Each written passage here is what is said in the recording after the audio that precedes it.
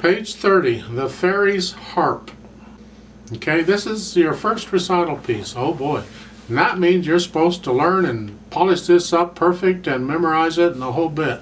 So when people, oh, you play the piano? Let's hear something. This is the kind of thing you'd play for them. Take a look at the first measure of this thing. You see that squiggly line? Well, okay. That's called an arpeggio line. A wavy line is an arpeggio line. They show you how to play it up above. You play it very quickly, one note at a time, and you hold the notes down. So that first chord, we have these notes. Right? Now we play it very quickly. One note at a time, quickly. You have to work on that, right? And that's how that's done. Take a look at the second line, the next to the last measure. They're on page 30. You're in this position, you've been in this position. But right there, you got 3 and 5, that LH means left hand, so you're up here. You cross over. When the hands have to cross over, you go over, don't go under. There's very few times you'll go under. You'll almost always go over when you cross hands. That happens more. You're going to cross that left hand over in several places in this piece. Other than that, there shouldn't be anything in these symbols that would throw you. They tell you andante at the beginning. I don't know if you've had andante or not. Andante simply means a nice comfortable walking pace, okay? Andante does not mean slow, doesn't mean fast. It's just a nice comfortable pace. The only other thing is I will briefly mention, because there are all kinds of arguments about this. I don't care to get into the arguments. We'll let the musicologists worry about how things should be. But there's different styles. On those arpeggiated chords, those are the ones with the wavy lines. There's a difference of opinion or a different way of styles on how to play those. Some people will say you play the first note on the beat. So if it's with the metronome, 1, 2, 3, 2, 3, 2, 3, 2, okay? Other people will say you play the top note on the beat. So it's like this. 1, 2, 3, 1, 2, 3, 1, 2, 3, 2, 3, okay? Other people will say you play the bottom note on the beat unless the top note is melody, and in that case you want the melody on the beat, so you play the top note on the beat. Frankly, I think sometimes people make up their own rules. I'm not sure. I was taught in college the traditional method of what was used pretty much all the time back in the 1700s and before, and the traditional way, it's still used. It's used a great deal. A lot of pianists use it. And that is, unless you have a real good reason otherwise, you always play the bottom note on the beat.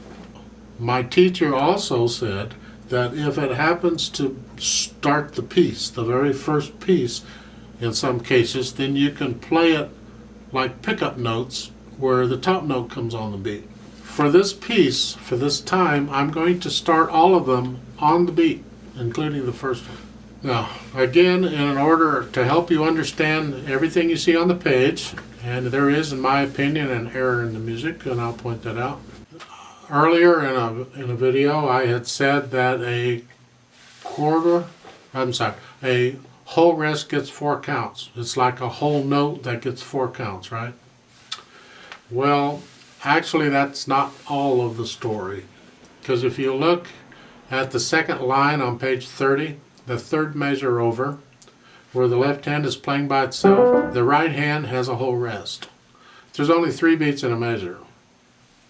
What gives? Well, the rule actually is a whole rest can be the whole measure. It can represent the rest for a whole note, which is 4 counts, or it can represent the whole measure. Since there's only 3 counts in a measure, that whole rest is only getting 3 counts, and that's okay. It's its job. It's what it's doing. And now, my opinion of the errors in this book is there ought to be 4 counts in every note and every measure. And on the second line, the last 2 measures in the left hand, they're empty. There's nothing there. And in my opinion, there should be whole rests in those measures. They do that every time their left hand goes up. They don't put anything in the bottom staff, and that's, in my opinion, the incorrect thing. They should have whole rests.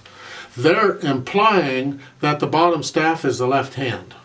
And since your left hand is playing up high, you don't have to do anything down there. And that's incorrect. The staves, the top and bottom staves, have nothing to do with the hands. Got it? Very important. Either hand can play in either staff at any time. So that bottom staff should have whole rests in it to indicate nothing is happening down there.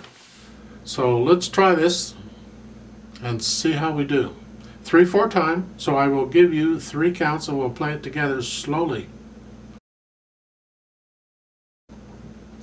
1, ready, go.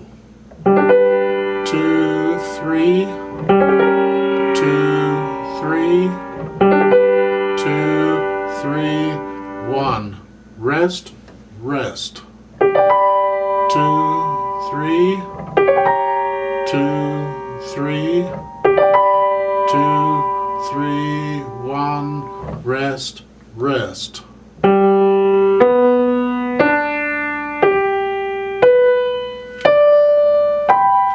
2, 3, 1. Rest, rest.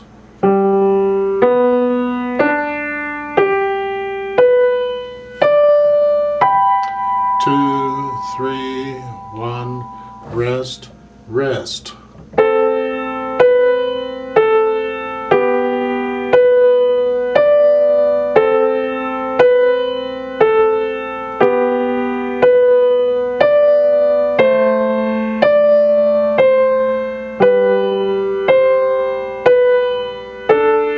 2, 3, 1. Rest, rest. 2, 3, 1. Rest, rest. 2, 3, 1. Rest, rest.